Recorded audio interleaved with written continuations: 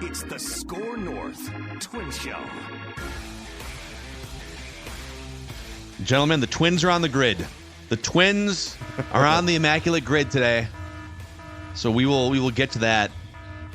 But I would love to start you guys here. We got our resident beat podcaster, Declan, on the ground in the clubhouse on a regular basis. The sports dad, Judd Zulgad. I'm a former Twins beat writer, an old, dusty, crusty former Twins beat writer. 2010, 2011, 12, 13. Would love to start you guys with some Royce Lewis stat porn, if we may. I think we have music for that. Here we go. Let's try this. So he comes back last night. The Twins lost, but of course he just steps right up after 2 months, hits a jack in his first game back. So he's now played in 2 games. He has 2 home runs. He's batting 1,000. He has a 1,000 OBP and a 3,000 slugging percentage. But if you take Royce Lewis's career to this point, he's played 72 games. And if you extrapolate it to a 162 game average, which I get, like he's always hurt, so this is just sort of a pipe dream. Here are Royce Lewis's 162 game average statistics to this point in his career.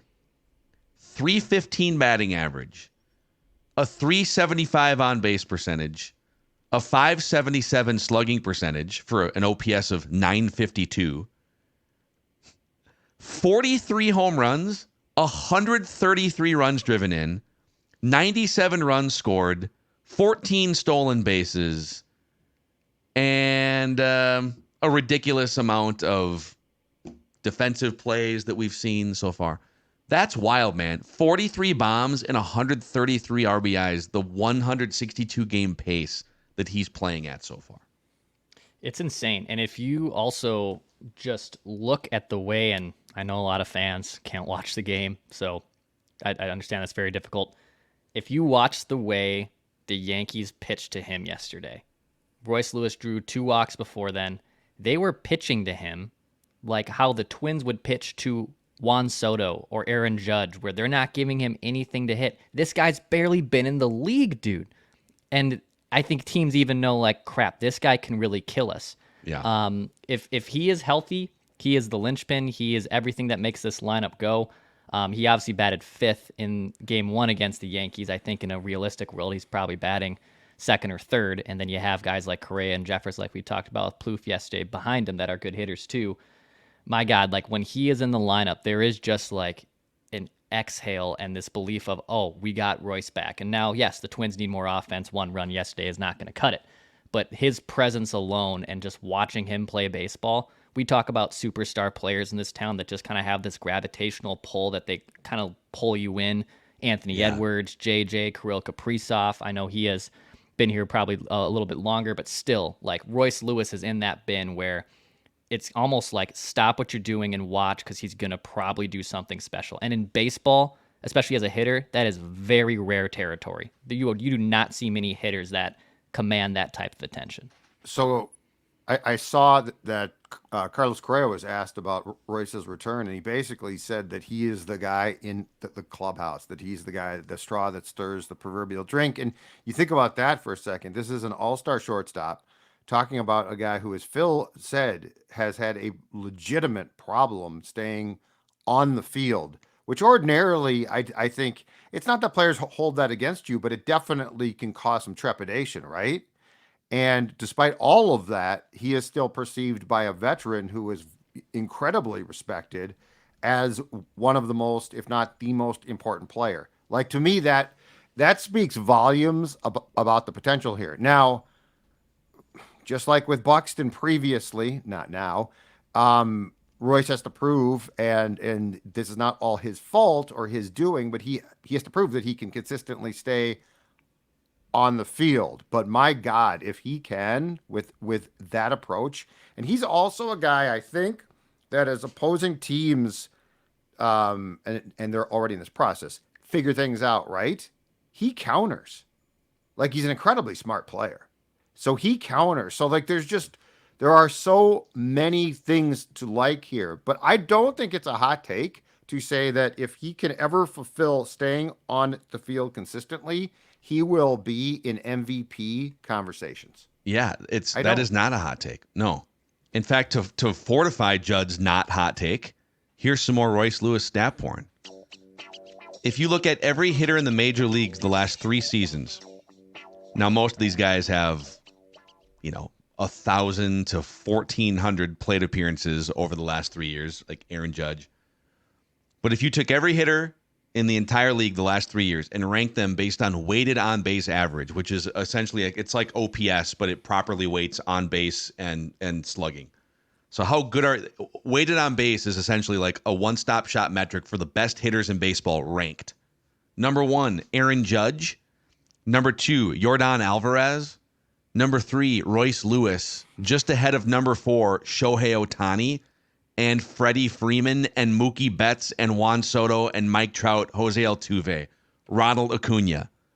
Crazy. He's third on that list. Yeah. The last 3 years. Now he's only come up to the plate 285 times. So, you got to stay healthy and do it for a long stretch. Aaron Judge has come up to the plate 1,430 times. So do it over a large sample. But that is wild. Like he literally belongs on that list of premier hitters in the entire league. And yes, him and Buck have the unfortunate same thing in common where they have battled injuries. But Buxton struggled as a hitter, even when he was healthy. It took him a while to really get it down. Do a tap, don't do a tap. Do a kick, don't do a kick. It took him forever to really find his swing, and then it really just became into a home run pull hitter. Royce Lewis is already a pretty damn complete hitter.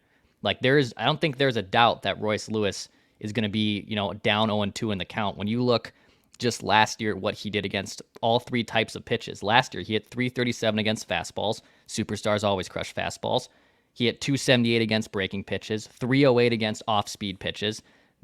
That rare group that we just talked about with the Sotos and the Otanis and the Judge and the Alvarezes, there's not even just like a pitch you can throw to try to get him out because he can hit them all successfully. That is like a handful of guys out of everyone in Major League Baseball that can do that, and Royce Lewis is one of those guys. But do you guys watch him? I mean, literally every time he's even trotting around the bases, I'm just kind of holding my breath, like, okay, just obliques, hamstrings. They told him to stop running at full speed.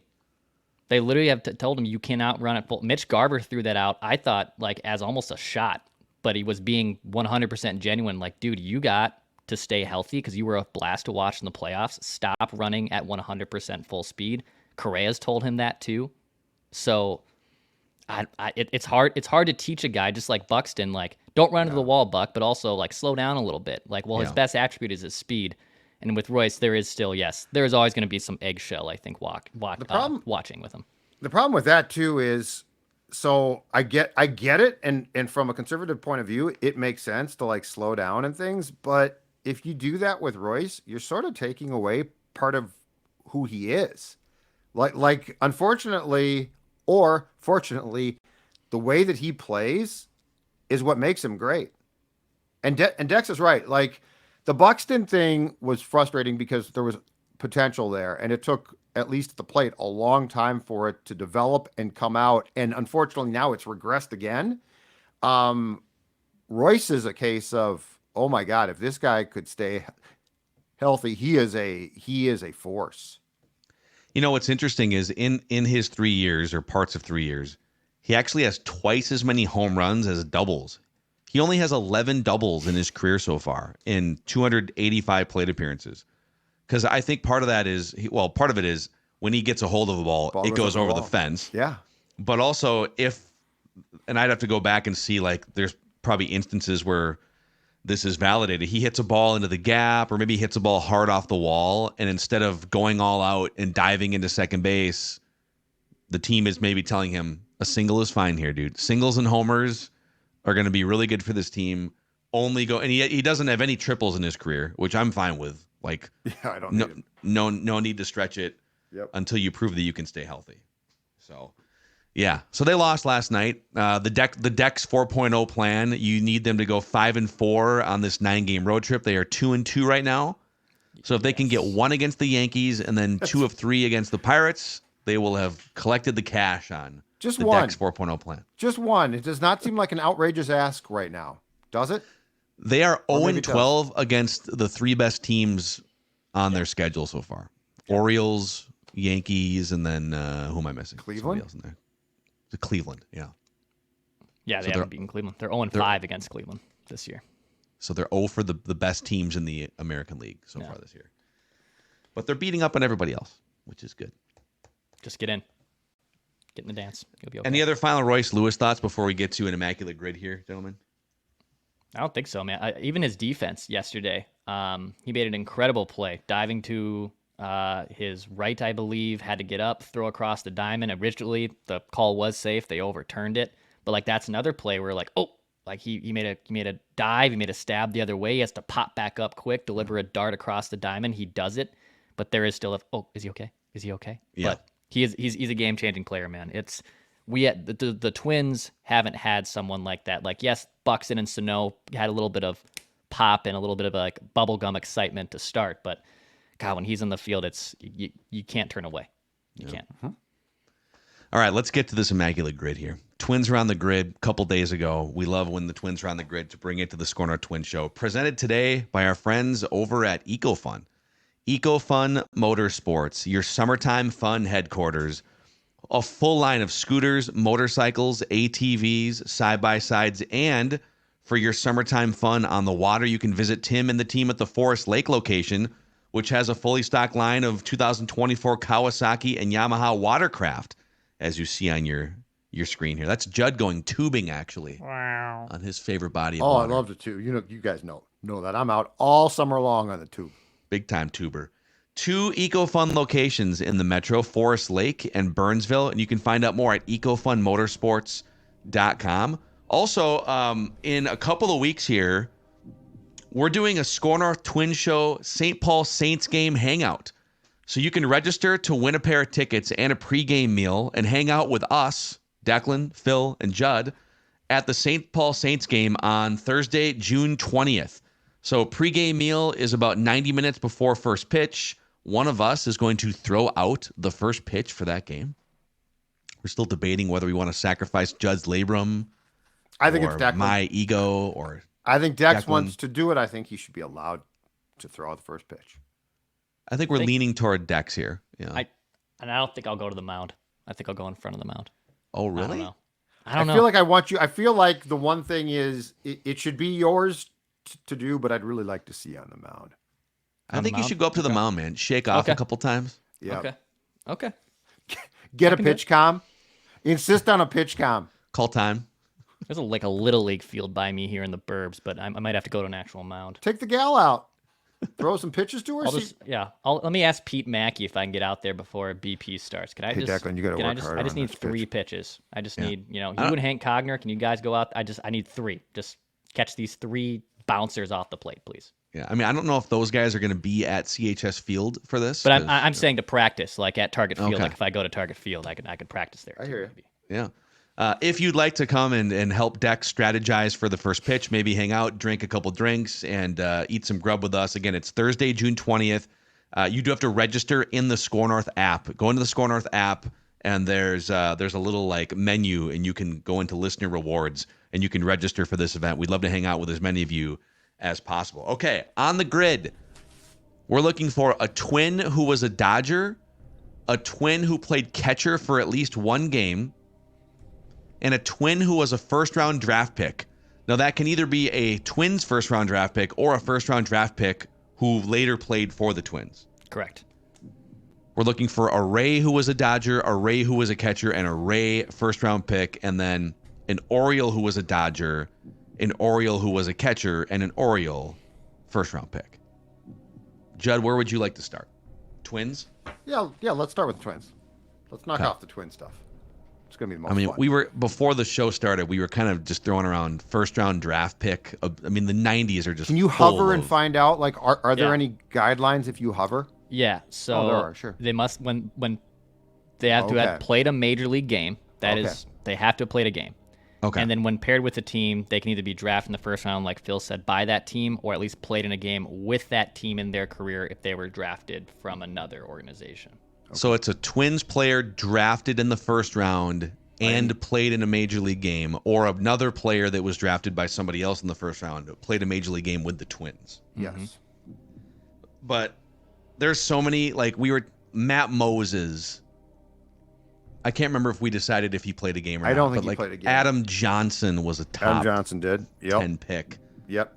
Played in a game or now, two. Tim Belcher was drafted by the Twins in the first round, but he never signed with the Twins. See, yeah, and But he did pitch for the Royals and a bunch of other pitched for a teams. long time. Dodgers. Pitched in the Travis 88 World Lee? Series. Jason That's another Varitek, one. I Yep, think. the Jay- late, he just passed Former away. Sean Burrows. Yeah, and the Twins brought him back at the end of his career. Yeah, There's a lot of good ones here. yeah. I think it was Also like a relatively. full circle thing for Terry Ryan to bring Sean Burrows. I mean, Burrows that's a really good one, man. Sure. He came back he was like a spring training invite. I covered him, and he was very troubled off the field. He was like Been homeless, right? for a while. Yeah, Should we use let's him? do it. SEAN on the Sean. Yeah, Yep. Burrows. Son of Jeff Burrows, former slugger for the Atlanta Braves. .03. Oh, Good start. Good start, boys. Good start. we've done the Twins catchers before. We've gone through the list of like Lenny Webster. Lenny Webster would work for Orioles. The Orioles. Yeah, you're right. Oh, Do you want to do that since you threw his name out? Sure. Lenny Webster. Sure. Lenny Webster. This got to be under 1%, right? .4. 0.4. In fact, can we fill this whole thing out with Twins? Oh, yeah, Will- because oh. Tampa you can. Wilson Ramos. Didn't he go to the Rays? Yep, where he would work for Rays or Twins. Yep. Twins. I mean, Twins. We can get really creative. Marcus Jensen, Danny Ardois, Matt Wahlbeck, Danny Ardois. Drew Butera, Chris Herman, Chris Cosmo Herman. Pinto, Yeah. Alex Avila Tom played here in Prince. the pandemic year. Yep. Glenn Borgman from my day. Glenn Borgman. Glenn mean- Borgman, great batting stance. He had the bat like over his head. Like I'm in on that. Glenn Borgman. Glenn Borgman. Well, There he is. if you're down for it, Dex, I'm down for it. Okay. .3. 0.3. Look at that. Look at that look. That's a 70s catcher right there, boys. Okay, there's a name Declan has used before that would be applicable to a lot of squares here. Logan Forsythe Yeah. Oh, was yeah. a former top pick. He was a former top pick by the Rays, You're right. who has played for the Rays, the Dodgers for a few Twins. years. The Twins brought him in. Those are right. So he would literally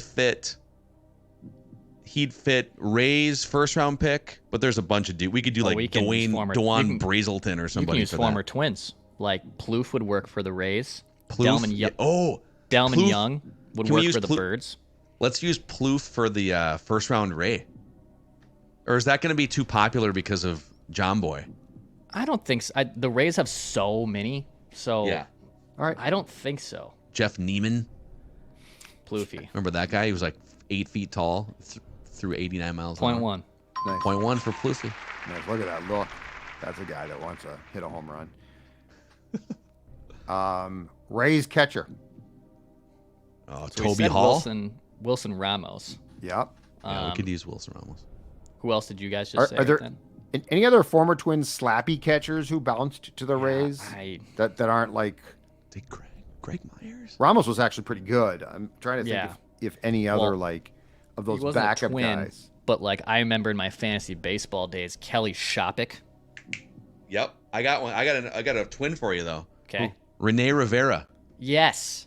Rene Rivera was that's beautiful. he was an Angel, a twin, and then I think he went to the Rays maybe right after the Twins. Oh, that's good, dude. You're That's you're real confident though? You're Yes. the Ray? Okay. Oh, That's yeah. good, man. That's good. God, you played 04 to Jesus. That's what happens when you're a backstop, Christian man. Vasquez, who has an OPS plus of 9 right now. 0.8. That's actually higher than I thought it would be. Yeah, that's still good though. So Boateng. Delman Young would work for the Birds. For first round pick. Yep. Mm-hmm. Aaron and Hicks. Aaron Hicks. Kyle Gibson. Kyle Gibson. Jim Yep. Tomey would work for this square too, by the way. Tomey finished with the Birds. Yep. Let's do that. Let's put Tomey in That's for the audio audience for the Dodger who was an Oriole. 3 because of his name, but still, that's All right. that's pretty good. So first round pick, Orioles. I love the Twins. Yeah, the Twins. We had a lot of Twin good options factor there. here. Wait, so everyone we've used is a twin so far, right? Yeah. Okay. Yes. Yeah. So Let's we can keep that rolling. going. Okay. Logan Forsythe. Do we want to use him for? If you're, because he was a Ray, right? He was a Ray. Yes. Because He let's He was started a Ray. as a He was Ray. a Ray, A Ray Dodger, first. and a twin. Yep. Yeah. let's Yep, no. keep the Twins Dodger square then open. So we'll use Logan Yep. Yeah. There's a lot for of good ones the for that. Birds and Rays. There you go. 1. Exactly 1%, dude. That's great. So we need 2 more. We need a twin who was a Dodger, and then Let's do the Orioles first round pick. Yeah. And so go with a twin again. We said Delman. We said Gibson, Delman, Hicks, Hicks. Dylan Bundy, Judd's guy, Dylan Bundy. Oh, Dylan Bundy. Dylan Bundy they had or like Hicks. Bundy, Gausman, who wasn't. Bundy I was think there Hicks for a while. is really good. Yeah, I think Hicks or Gibby are going to be. Delman might be. It's still a name. So I think Hicks is a really But Hicks is recent. Hicks is recent. I think Gibby. Kyle Gibby might be Gibson he was a one-stop shop. Might be the guy here. Okay. Yeah, both are good. Danny Valencia wasn't a first round pick, was he? No, he was like a 9th round pick. Okay. Just don't tell. Him. Or, yeah, I think he was a little bit later. Okay. All right. Yep. Kyle Gibson. Gibby? Sure. Come on, Gibby. I mean, only Twins fans will know this. And he's not even a high first-round pick. 0.1! Yeah, that's awesome. All right. Oh, they've got the updated Gibby picture. They do. It is with St. Louis. Yeah. God, he's like got to be in his late 30s. That dude's been around for Probably by now, right? so long. I mean, he was a kid when he first got here. All right. Dodgers and But he's Twins. a college kid. No, But he you're right. pitched in college. He pitched you're right. at Mizzou. Mizzou. No, you're right. You're right. Yeah, Miz. Okay, there's a So- lot of great ones here. So Going Twin back. Dodger, Ricky Nolasco, Matt Guerrier, Dave Jamie Gold, Carroll. Johnny Rose. I think Johnny Roseboro, who got his head cracked by Juan Marichal with the bat, ended up with the Twins. Matt Guerrier. Relievers are great. But will Twins fans remember that? I think we go old school here. But that's Old not- school's our friend here. Yeah, Yeah. old school's our friend. But Judd, yes, pick your favorite old school one, and let's trust Judd. I think Johnny Roseboro is going to be really, really low. But like because you say, he's a not- crack in the head. Like to me, that seems like a memorable thing. Right, but I don't think people. It definitely is. I don't think people remember him as a twin. Got his head cracked open. Yeah. No, I don't think Yeah. people remember Okay. him as a twin. Okay. John Roseboro. Greg Gagne. Is it John or Johnny? Judd. Just John. Try John Rose. Okay. 57 to 70. Yep, that's him. Okay. I mean, a rarity Wow. score of 7. 7. He was 0.9. 0.9. So Tommy was a 3, and that was the highest That's one. it. A 7 rarity score here today. All twins. That's really good, you guys. Can you screenshot that too for our Social. Yes. for social for Get that sure? out. Hell there. yeah. That's Look pretty at cool. that. Look at that. That's a Good job, you oh, guys. that's one of the great grids that we've done. I'm Great trying to think. I'm trying to think of other Oriole Dodgers who were, because the goal was to pick a twin. We could have done like Jesse Orozco, Yeah. for instance, if we were doing anyone. Yeah. But I'm trying to think if there's any other twins who were Dodgers and Orioles that would have been less than 3%. I don't know, man. Orozco didn't pitch for the Twins, did he? Let me see. Orozco, here. yes. So there's Yeah, he was 173 he was drafted as a twin and then came back. I think he finished his career here. Yeah, he definitely pitched for the Twins. He was traded to the Mets in the Jerry Koosman deal in like '79 as a kid, Oh, and then came Craig back here Kimbrell. in his 40s. That's not a twin, but I'm just looking at names. Sorry. No, we could have used Orozco. You're right. Yeah. Oh, that's Rich- right. Oh, we've used him before Rich as Hill. a twin. Rich Hill. Yeah. Yeah. Rich Hill. Still, though, I mean, that's a pretty damn good grid, boys. Yeah, I was going to say, I'm not going to scoff at that. Yeah. Good stuff. That's the Score North Twin Show here. The Immaculate Grid Challenge accepted and crushed. Keep an eye out for Declan's Extra Innings episodes. If you haven't already, click the subscribe button on the brand new Score North Twin Show YouTube channel. Join the party. Looks like it's going to be a fun summer as the Twins look to compete for a playoff spot again. And I think we're going to come back tomorrow with a random twin of the week and some more Twins fodder. So Pissed me off. Still bitter from last week. Go, go. Oh my god. Go, go.